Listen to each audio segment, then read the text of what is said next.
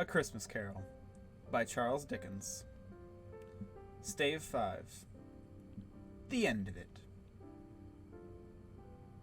Yes, and the bedpost was his own. The bed was his own. The room was his own. Best and happiest of all, the time before him was his own, to make amends in. I will live in the past, the present, and the future, Scrooge repeated as he scrambled out of his bed. The spirits of all three shall strive within me. Oh, Jacob Marley, heaven and the Christmas time be praised for this. I say it on my knees, old Jacob, on my knees. He was so fluttered and so glowing with his good intentions that his broken voice would scarcely answer to his call. He had been sobbing violently in his conflict with the spirit, and his face was wet with tears. They are not torn down, cried Scrooge, folding one of his bed curtains in his arms. They're not torn down, rings and all. They're here. I am here. The shadows of all things that would have been may be dispelled. They will be. I know they will. His hands were busy with his garments all this time, turning them inside out, putting them on upside down, tearing them, mislaying them, making them parties to every kind of extravagance. I don't know what to do, cried Scrooge, laughing and crying in the same breath, and making a perfect laocoon of himself with his stockings. I am as light as a feather. I am as happy as an angel. I am as merry as a schoolboy. I am as giddy as a drunken man. A Merry Christmas to everybody. A Happy New Year to all the world. Hello there. Whew! Hello! He had frisked into the sitting room and was now standing there, perfectly winded. There's the saucepan that the gruel was in, cried Scrooge, starting off again, and going round the fireplace. There's the door by which the ghost of Jacob Marley entered. There's the corner where the ghost of Christmas Present sat. There's the window where I saw the wandering spirits. It's all right. It's all true. It all happened. Ha ha ha!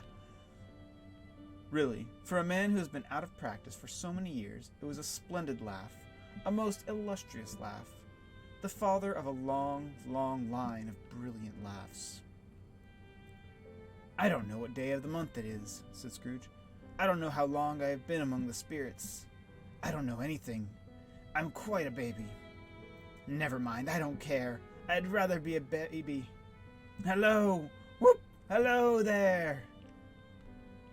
He was checked in his transports by the churches ringing out the lustiest peals he had ever heard. Clash, clash, hammer, ding-dong, bell, bell-dong-ding, hammer, clang, clash. Oh, glorious, glorious. Running to the window, he opened it and put out his head. No fog, no mist. Clear, bright, jovial, stirring cold. Cold, piping for the blood to dance to. Golden sunlight, heavenly sky, sweet fresh air, merry bells, oh glorious, glorious. What's today? Cried Scrooge, calling downward to a boy in his Sunday clothes, who perhaps had loitered in to look about him. Eh? Returned the boy with all his might of wonder. What's today, my fine fellow? Said Scrooge. Today? Replied the boy. Why, it's Christmas Day! It's Christmas Day, said Scrooge to himself. I haven't missed it. The spirits have done it all in one night. They can do anything they like. Of course they can, of course they can. Hello, my fine fellow. Hello, returned the boy. Do you know the poulterers in the next street, but one at the corner? Scrooge inquired. I should hope I did, replied the lad. An intelligent boy, said Scrooge. A remarkable boy. Do you know whether they've sold the prize turkey that was hanging up there? Not the little prize turkey, the big one. What? The one as big as me? Returned the boy. What a delightful boy, said Scrooge. It's a pleasure to talk to him. Yes, my buck. It's hanging there now, replied the boy. Is it? Said Scrooge. Go and buy it. Walker, exclaimed the boy. No, no, said Scrooge. I am in earnest. Go and buy it and tell him to bring it here, that I may give them the directions where to take it. Come back with the man, and I'll give you a shilling. Come back with him in less than 5 minutes, and I'll give you a half-crown. The boy was off like a shot. He must have had a steady hand at trigger who could have shot off half as fast. I'll send it to Bob Cratchit's, whispered Scrooge, rubbing his hands and splitting with a laugh. He shan't know who sent it. It's twice the size of Tiny Tim. Joe Miller never made such a joke as sending it to Bob's will be. The hand in which he wrote the address was not a steady one, but write it he did, somehow, and went downstairs to open the street door, ready for the coming of the poulterer's man. As he stood there waiting his arrival, the knocker caught his eye. I shall love it as long as I live, cried Scrooge, patting it with his hand. I scarcely ever looked at it before. What an honest expression it has in its face. It's a wonderful knocker. Here's the turkey. Hello! Whoop! How are you? Merry Christmas! It was a turkey. He never could have stood upon its legs, that bird.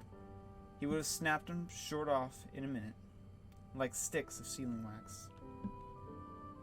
Why, it's impossible to carry that to Camden Town, said Scrooge. You must have a cab.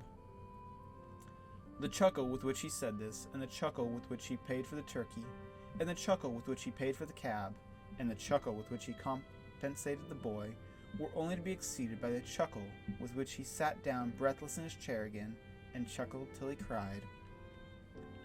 Shaving was not an easy task, for his hand continued to shake very much, and shaving requires attention, even when you don't dance while you're at it. But if he had cut the end of his nose off, he would have put a piece of sticking plaster over it and been quite satisfied. He dressed himself all in his best, and at last got out into the streets. The people were by this time pouring forth, as he had seen them with the ghost of Christmas present, and, walking with his hands behind him, Scrooge regarded everyone with a delighted smile. He looked so irresistibly pleasant, in a word, that 3 or 4 good-humored fellows said, "Good morning, sir! A Merry Christmas to you!" And Scrooge said often afterwards that, of all the blithe sounds he had ever heard, those were the blithest in his ears. He had not gone far, when, coming on towards him, he beheld a portly gentleman who had walked into his counting-house the other day and said, "Scrooge and Marley's, I believe." It sent a pang across his heart to think how this old gentleman would look upon them when they met. But he knew what path lay straight before him, and he took it. "My dear sir," said Scrooge, quickening his pace, and taking the old gentleman by both his hands, "how do you do? I hope you succeeded yesterday. It was very kind of you. A Merry Christmas to you, sir." "Mr. Scrooge?" "Yes," said Scrooge, "that is my name, and I fear it may not be pleasant to you. Allow me to ask your pardon, and will you have the goodness—" Here Scrooge whispered in his ears. "Lord bless me!" cried the gentleman, as if his breath were taken away. "My dear Mr. Scrooge, are you serious?" "If you please," said Scrooge, "and not a far thing less. A great many back payments are included in it, I assure you. Will you do me that favor?" "My dear sir," said the other, shaking hands with him, "I don't know what to say to such "Don't say anything, please," retorted Scrooge. "Come and see me. Will you come and see me?" "I will," cried the old gentleman, and it was clear he meant to do it. "Thank you," said Scrooge. "I am much obliged to you. I thank you 50 times. Bless you." He went to church, and walked about the streets, and watched the people hurrying to and fro, and patted the children on the head, and questioned beggars, and looked down into the kitchen of houses, and up to the windows, and found that everything could yield him pleasure. He had never dreamed that any walk, that anything, could give him so much happiness. In the afternoon he turned his steps towards his nephew's house.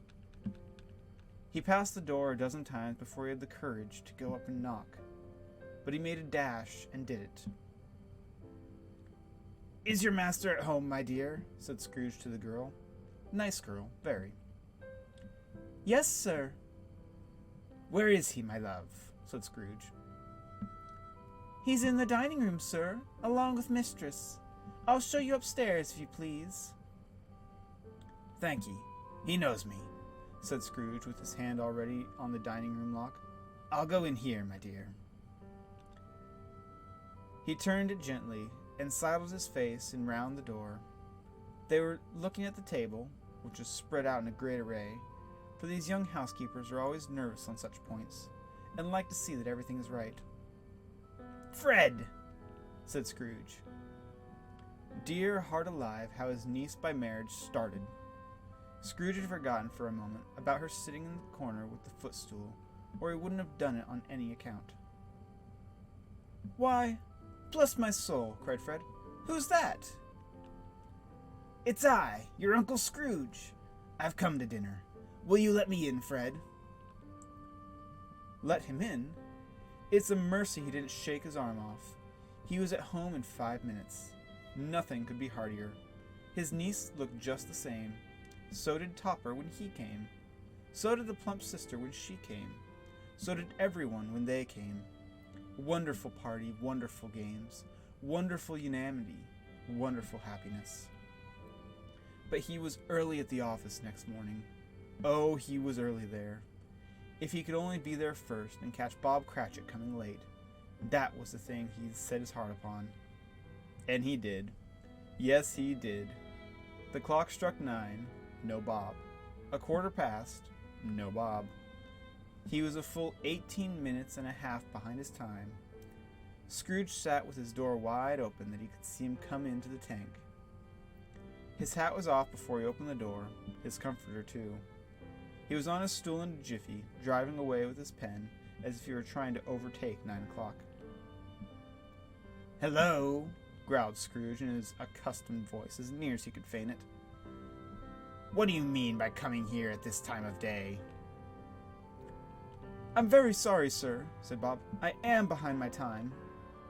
You are, repeated Scrooge. Yes, I think you are. Step this way, sir, if you please. It's only once a year, sir, pleaded Bob, appearing from his tank. It shall not be repeated. I was making rather merry yesterday, sir.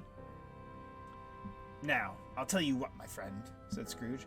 I'm not going to stand this sort of thing any longer, and therefore, he continued, leaping from his stool and giving Bob such a dig in the waistcoat that he staggered back into the tank again. And therefore, I'm going to raise your salary. Bob trembled, and got a little nearer to the ruler. He had a momentary idea of knocking Scrooge down with it, holding him, and calling to the people in the court for help in a strait waistcoat. A Merry Christmas, Bob, said Scrooge with an earnestness that could not be mistaken, as he clapped him on the back.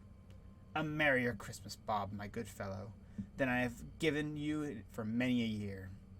I'll raise your salary, and endeavor to assist your struggling family, and we shall discuss your affairs this afternoon over a Christmas bowl of smoking bishop.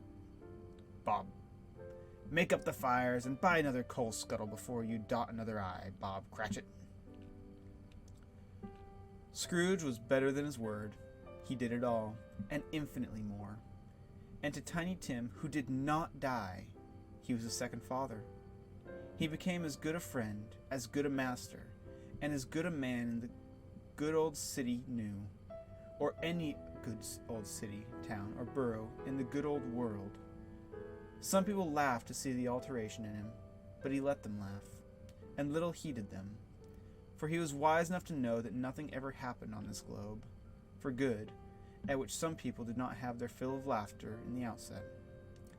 And, knowing that such as these would be blind away, he thought it quite as well that they should wrinkle up their eyes and grins as have the malady in less attractive forms. His own heart laughed, and that was quite enough for him. He had no further intercourse with spirits, but lived upon the total abstinence principle ever afterwards. And it was always said of him that he knew how to keep Christmas well, if any man alive possessed the knowledge. May that be truly said of us, and all of us. And so, as Tiny Tim observed, God bless us, every one.